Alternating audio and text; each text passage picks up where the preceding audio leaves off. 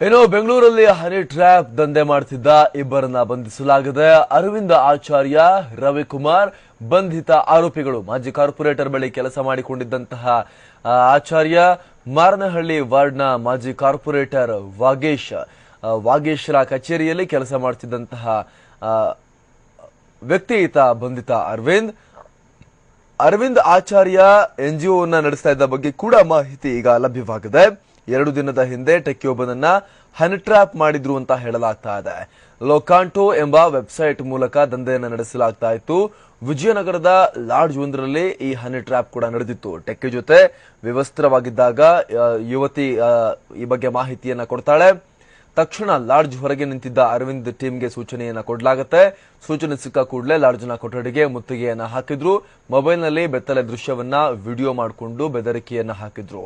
ಸ್ಥಳದಲ್ಲೇ ಟೆಕ್ಕಿಯಿಂದ 20,000 ರೂಪಾಯಿ ಹಣವನ್ನ ಈ ಟೀಮ್ ಪಡೆದಿತ್ತು. ಮತ್ತಷ್ಟು ಹಣಕ್ಕಾಗಿ ಬೇಡಿಕೆ ಇಟ್ಟಿದ್ದಕ್ಕೆ ಟೆಕ್ಕಿ ದೂರನ್ನ ಕೊಟ್ಟಿದ್ದ.